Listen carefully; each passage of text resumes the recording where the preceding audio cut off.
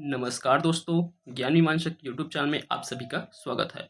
इस वीडियो में हम जो है छत्तीसगढ़ पुलिस आरक्षक हेतु महत्वपूर्ण वीडियो होगा ये। इसमें हम चर्चा करेंगे छत्तीसगढ़ सामान्य अध्ययन के संबंध में। तो देखिए, छत्तीसगढ़ का अगर हम हमारे पुलिस आरक्षक के एग्जाम में देखें तो इसमें हमारा जो है 30 क्वेश्चन आने वाले हैं, 30 मार्क्स का। ठीक, तो अर्थात 30% जो है वेटेज छत्तीसगढ़ का है।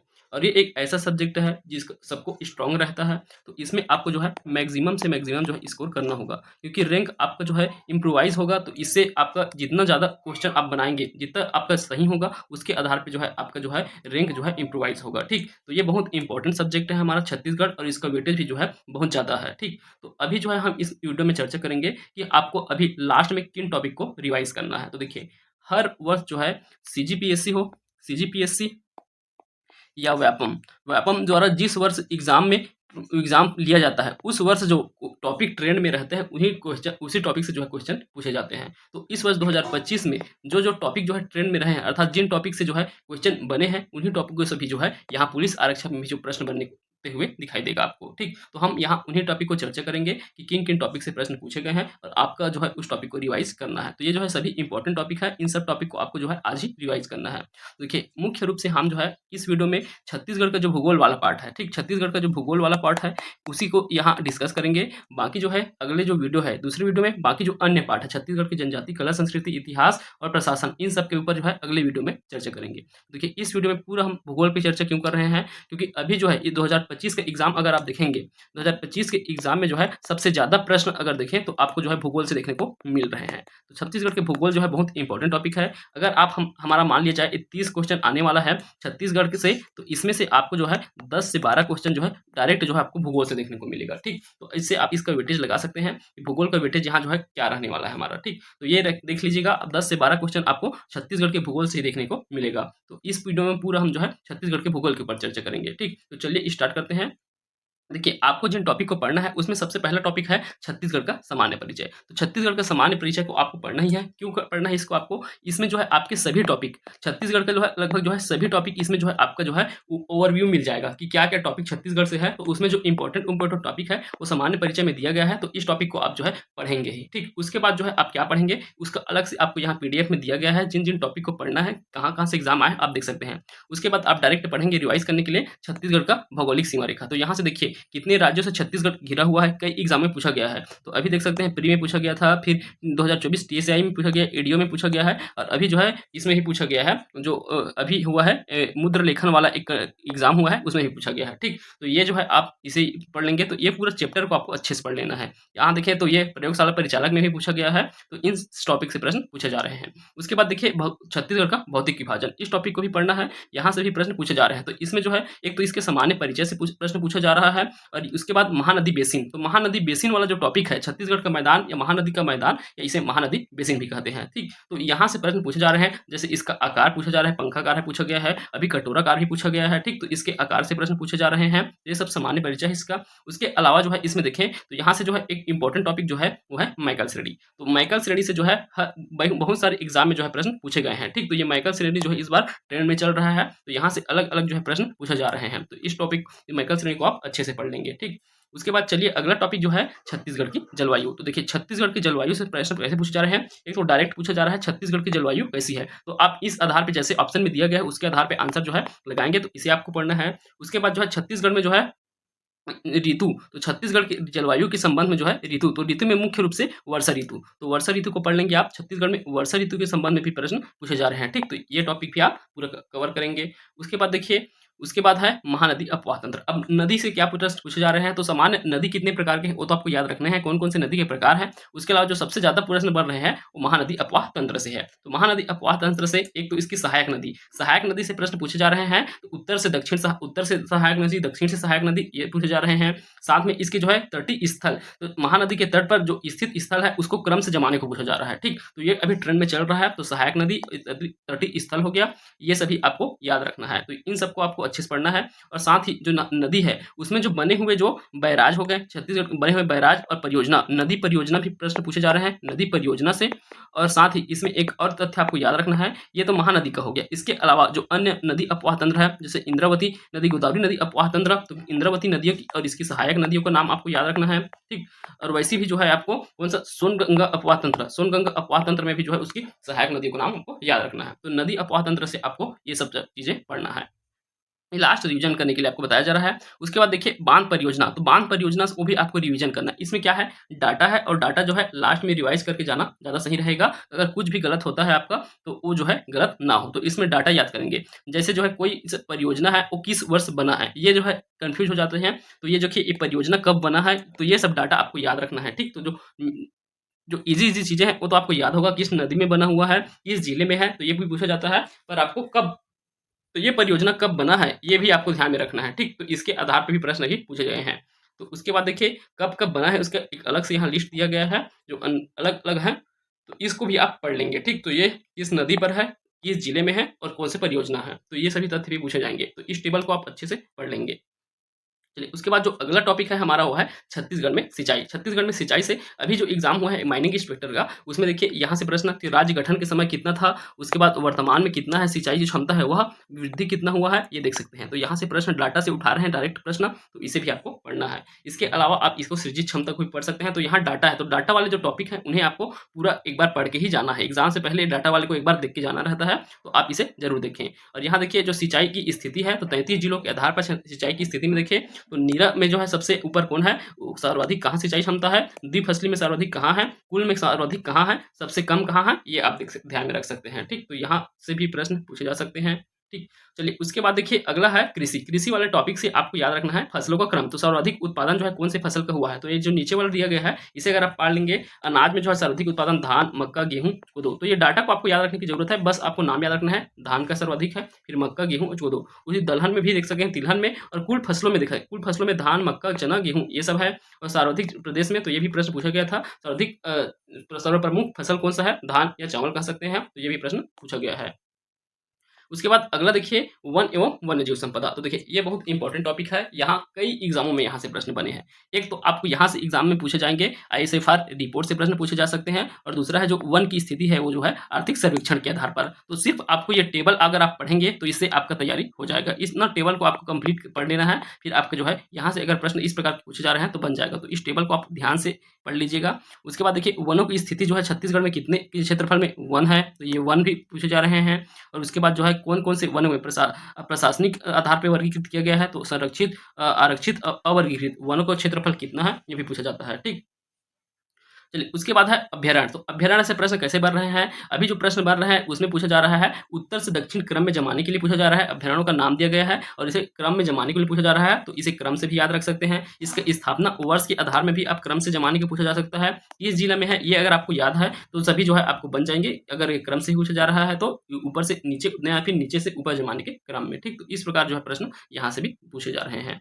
उसके बाद देखिए, तो उसके बाद है टाइगर रिजर्व। तो टाइगर रिजर्व अभी छत्तीसगढ़ में कितने हो गए हैं, तो छत्तीसगढ़ में टाइगर रिजर्व की संख्या 4 हो गया है। तो ये भी अभी पूछा गया है क्वेश्चन। तो ये 56वां क्रम है, देश का 56वां क्रम का टाइगर रिजर्व, जो कि हमारे छत्तीसगढ़ में है, गुरु घासीदास तमोर पिंगला टाइगर रिजर्व 2024 में बना है, ठीक। तो ये अभी न्यू अपडेट है, इसलिए यहाँ से प्रश्न पूछे जा रहे हैं। उसके बाद देखिए छत्तीसगढ़ में खनिज। अब खनिज से प्रश्न कहाँ से पूछे जाएंगे, देखिए खनिज से प्रश्न जो मेनली पूछे जा रहे हैं वो कौन कौन से हैं। एक तो है यहाँ से, ये जो टेबल है वहां से पूछे जा रहे हैं। एक इसका होता है भंडारण, तो ये भंडारण में क्रम देखा जा सकता है और उत्पादन में क्रम देखा जा सकता है, ठीक। तो देखिए भंडारण में अगर क्रम देखें तो सबसे पहले कोयला आता है, दूसरा चूना पत्थर, तीसरा लौह अयस्क और चौथा आता है बक्साइट, ठीक। और वही अगर उत्पादन में देखें, तो उत्पादन में देखें तो पहला तो कोयला है और दूसरा नंबर में कौन सा है, लौह अयस्क आ जाता है, फिर तीसरे में चूना पत्थर, उसके बाद फिर जो है बक्साइट आएगा, ठीक। तो ये जो है आपको याद रखना है क्रम से। तो वही दिया गया है, आप देख सकते हैं ये भंडारण का। और अभी जो है ये उत्पादन या उत्पादन मूल्य के रूप में पूछा जाएगा, तो कोयला, लौह अयस्क, चूना पत्थर और बक्साइट, इसे आपको आंसर लेना रहेगा। चलिए उसके बाद देखिए यहाँ से खनिज से ही जो है कोयला जो खनिज है उसके प्रकारों को पूछा जा रहा है। तो एक प्रकार जो है वो आपको याद रखना है। कोयला की जो है अयस्क कौन कौन से प्रकार के अयस्क पाए जाते हैं और इनका क्रम, तो सर्वाधिक एंथ्रेसाइट में जो है कोयला पाया जाता है, उसके बाद बिटुमिनस, लिंगनाइट और पीट, तो ये प्रश्न पूछे जा रहे हैं। और वही जो है अब जो डाटा अपडेट हुआ इसे याद रखेंगे। प्रदेश में सबसे खनिज राजस्व में जो है प्रदेश में सर्वाधिक योगदान पहले कोयला का हुआ करता था, अब ये दूसरे नंबर पर हो गया है 33% के साथ। पहले नंबर में कौन सा हो गया, लौ, तो लौ जो है अब हो गया है पहले नंबर पर राजस्व आय के मामले में, ठीक। तो ये आपको याद रखना है। उसके बाद देखिए यहाँ लौ अयस्क से प्रश्न पूछे जा रहे हैं, तो लौ अयस्क यहाँ इसके भी प्रकारों से पूछा, मैग्नेटाइट, हेमेटाइट, लिग्नोनाइट और सिडेराइट, ये 4 प्रकार के लौ अयस्क भी प्राप्त होते हैं, तो यहाँ से ही प्रश्न पूछे जा रहे हैं। और छत्तीसगढ़ में कौन से प्रकार के, तो मुख्य रूप से हेमेटाइट प्रकार का जो है लौह जो है छत्तीसगढ़ में प्राप्त होता है, ठीक। तो यहाँ से प्रश्न, और यहाँ जो है सर्वाधिक योगदान हो गया है खनिज राजस्व में किसका, लौह अयस्क का, ठीक। 57% हो गया है इसका। अब इन क्षेत्रों को भी याद रखेंगे, कौन-कौन से क्षेत्र जो है लौह अयस्क क्षेत्र हैं, तो कौन से जिले में आते हैं, तो ये भी प्रश्न पूछे जाएँगे। उसके बाद बक्साइट से पूछे जा रहे हैं, तो बक्साइट के जो है क्षेत्रों से पूछे जा रहे हैं, जैसे फुटका पहाड़ को पूछा गया था, ठीक। उसके अलावा जो है बोरई दलदली को पूछा गया है, आसना, तारापुर, कुदरवाही, ये सभी अभी एग्जाम में पूछे जा रहे हैं। तो ये बक्साइट क्षेत्रों को प्रश्न में बन रहे हैं, तो बक्साइट क्षेत्रों को अच्छे से पढ़ लेंगे। उसके बाद देखिए टिन, टिन के लिए भी टिन अयस्क के क्षेत्र को पूछा जा रहा है। इसका योग उत्पादन जो है देश का जो है कुल जो टिन है उसका 100% जो है छत्तीसगढ़ में उत्पादित होता है। इस कारण जो है ये ज़्यादा इंपॉर्टेंट हो गया है, ठीक। यहाँ जो है कहाँ-कहाँ टिन का उत्पादन होता है छत्तीसगढ़ में, वो भी जो है पूछे जा रहे हैं। तो ये क्षेत्रों का नाम भी आपको याद रखना है, ठीक। ये जो है खनिज से हो गए, खनिज से इतने खनिज को आपको कम से कम आपको रिवाइज करके जाना ही है। उसके बाद देखिए अगला टॉपिक जो है औद्योगिक क्षेत्र। तो औद्योगिक क्षेत्र का ये पूरा जो है पूरा टेबल को आपको याद रखना है। तो औद्योगिक क्षेत्र का पूरा टेबल आप एक अच्छे से रिवाइज कर लेंगे, कौन से जिले में कौन सा जो है औद्योगिक क्षेत्र स्थित है, ठीक। तो यहाँ से भी प्रश्न पूछे जाएंगे, तो कौन से जिले में कौन सा औद्योगिक क्षेत्र है ये। और साथ ही उसके बाद औद्योगिक पार्क, तो देखिए छत्तीसगढ़ में औद्योगिक पार्क कहाँ-कहाँ कौन-कौन से औद्योगिक पार्क है, तो उसका टेबल में भी यहाँ दिया गया है। तो औद्योगिक पार्कों को भी आपको याद रखना है, किस जिले में स्थित है, कहाँ स्थित है, ठीक। ये हो गया। उसके बाद देखिए ये जो कौशल उन्नयन केंद्र है, इसमें जो अभी सबसे नया जो आया है कौन सा है, एआई डाटा सेंटर। तो ये एआई डाटा सेंटर बहुत इंपॉर्टेंट है, अभी तक 3 एग्जामों में एआई डाटा सेंटर पूछा जा चुका है, ठीक। तो एआई डाटा सेंटर को आप याद रखेंगे, कहाँ, नया रायपुर में है। ये छत्तीसगढ़ का जो है पहला एआई डाटा सेंटर है। तो पहला एआई डाटा सेंटर है, और ये जो है किसमें आता है, ये एक जो है विशेष आर्थिक प्रक्षेत्र है, सीईजेड है, ठीक। विशेष आर्थिक प्रक्षेत्र, स्पेशल इकोनॉमिक जोन के अंतर्गत जो है तीसरा है ये। पहला जो है जेम्स एंड ज्वेलरी पार्क था, और दूसरा राजनांदगांव का जो सोलर पैनल बनाया गया है वो है, और तीसरा ये नवा रायपुर में जो एआई डाटा सेंटर बन रहा है वो है, ठीक। तो ये आपके लिए बहुत इंपॉर्टेंट है। उसके बाद चलिए अगला जो है उद्योग। उद्योग ये बहुत इंपॉर्टेंट टॉपिक है, आप इस टेबल को पूरा रट लीजिए। यहाँ से एक ना एक प्रश्न बनने ही वाला है, तो इस टेबल को आप पूरा रट लीजिए। उद्योग से एक प्रश्न पूछा ही जाएगा। देखिए उद्योग में किस वर्ष जो है कौन सा उद्योग बना है, तो इसमें वर्ष ज़्यादा इंपॉर्टेंट है, ठीक। कौन सा उद्योग जो है किस वर्ष बना है, यही प्रश्न जो है अभी ट्रेंड में चल रहा है, ठीक। और कहाँ स्थित है ये भी पूछा जाएगा, ठीक। तो ये कौन सा उद्योग जो है किस वर्ष स्थापित किया गया था, या फिर इसका संचालन या उत्पादन का वर्ष जो है ये भी पूछा जा रहा है। तो ये पूरा टेबल आपके लिए बहुत इंपॉर्टेंट है, यहाँ से एक ना एक प्रश्न जो है वो आपका बनने वाला है। तो जैसे ये वैगन रिपेयर शॉप जो है, ये 2 एग्जामों में भी अभी तक पूछा जा चुका है, ठीक। तो वैगन रिपेयर शॉप जो है माइनिंग इंस्पेक्टर में भी पूछा गया था, और साथ ही जो है यहाँ जो प्रयोगशाला परिचालक का हुआ है उसमें पूछा गया है, ठीक। तो इसे याद रखेंगे। 1968 में जो है इसकी स्थापना 1966 में हुआ था, इसका उत्पादन 1968 से किया जा रहा है। ये हो गया आपका खनिज का। उसके बाद देखिए ये है हमारा ऊर्जा संसाधन। देखिए ऊर्जा संसाधन में आपको जो है पहला तो है ताप विद्युत संयंत्र। तो ताप विद्युत संयंत्र छत्तीसगढ़ में कहाँ-कहाँ स्थापित किए गए हैं, और इसका जो है कितना जो है क्षमता है उसे भी याद रखना है, ठीक। तो ऊर्जा उत्पादन क्षमता और ताप विद्युत संयंत्र कहाँ-कहाँ है, तो ये ताप विद्युत संयंत्रों को याद रखेंगे।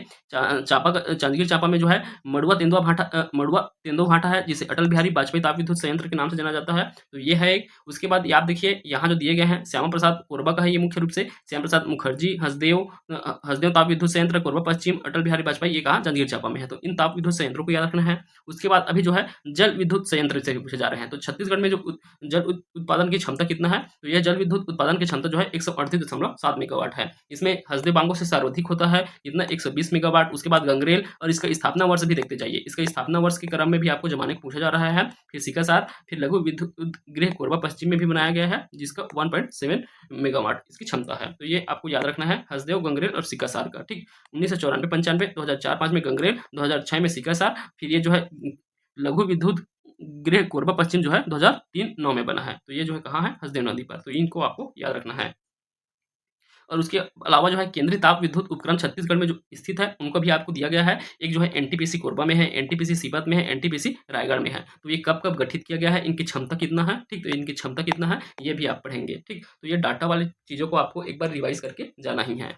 उसके बाद चलिए हमारा जो सबसे महत्वपूर्ण टॉपिक है, तो छत्तीसगढ़ के भूगोल में इसके बिना जो है छत्तीसगढ़ का भूगोल अधूरा ही रहता है, ठीक। तो ये है जनगणना, ठीक। जनगणना से एक ना एक क्वेश्चन जो है एग्जाम में पूछे ही जाएंगे, तो या फिर वो पीएससी का एग्जाम हो या व्यापम का, हर एग्जाम में जो है जनगणना से एक ना एक प्रश्न पूछे ही जाते हैं, हमेशा की बात है ये। तो यहाँ से भी एक प्रश्न बनेगा ही। तो आप देखिए ये जो पेज दिए गए हैं, एक पेज ये हो गया, इसमें जो डाटा दिए गए हैं ये वाला डाटा, इसे आपको पढ़ लेना है पूरा, ठीक, ये डाटा आपको इसे पढ़ लेना है। उसके बाद जो है आपको जो मेनली है, ये जो टेबल दिया गया है, एक तथ्यात्मक रूप की तरह दिया गया है यहाँ, तो इसे आपको अच्छे से पढ़ना है। इसी टेबल से जो है प्रश्न बनते हैं, ठीक? तो इस टेबल को अगर आप पूरा कंप्लीट पढ़ लेंगे, तो यहाँ से आपके जो है ये यहाँ से जब प्रश्न पूछे जाएँगे जनगणना से, तो आपका बन जाएगा। तो इस टेबल को पूरा रिवाइज़ कर लीजिए।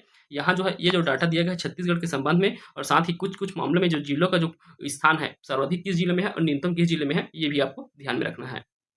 ठीक, तो ये हमारा जनगणना भी हो गया। तो हमारा छत्तीसगढ़ के भूगोल से जो है इन टॉपिक से प्रश्न पूछे जाएँगे, ठीक? तो ये टॉपिक जो है आज आप कंप्लीट करेंगे, ठीक? ये टॉपिक आप जो है पूरा कंप्लीट करना है आपको। क्योंकि समय बिल्कुल नहीं है आपके पास, तो समय बिल्कुल नहीं है। मात्र अब जो है आज 11 तारीख हो गया, 3 दिन बचकर आपका समय है, तो आप जो है आप छत्तीसगढ़ के भूगोल को पूरा रिवीजन करिए। छत्तीसगढ़ का जो भूगोल जितना टॉपिक आपको बताया गया है, इसको आप पूरा रिवाइज़ कीजिए। उसके बाद कल मॉर्निंग में आपको जो है बता दिया जाएगा, बाकी जो टॉपिक बच गए हैं, उसका जो है आपको कौन-कौन से टॉपिक को पढ़ना है, उसको आपको बता दिया जाएगा। तो सबसे इम्पोर्टेंट जो टॉपिक है, ये छत्तीसगढ़ का भूगोल है, क्योंकि इसका वेटेज अभी बहुत ज़्यादा है एग्ज़ाम में, तो आप इसका पूरा जितना भी टॉपिक दिया गया है, साथ ही इसका पीडीएफ भी आपको जो है हमारे टेलीग्राम चैनल में मिल जाएगा, तो इसको डाउनलोड कर लीजिए और ट टॉपिक को आप देखिए। और इससे जो है आप जिस भी बुक से पढ़ रहे हो, आप चाहे विशिष्ट अध्ययन से पढ़ रहे हो या फिर आप जो है इससे सामान्य अध्ययन से पढ़ रहे हो, तो उसमें जो है आप इन टॉपिक को जो है कंप्लीट रिवाइज़ कीजिएगा, ठीक? तो इस वीडियो को ज़्यादा लंबा नहीं रखते हैं, यही आप जो है करते हैं। अगले वीडियो में हम जो है आगे के टॉपिक पे डिस्कस करेंगे। धन्यवाद।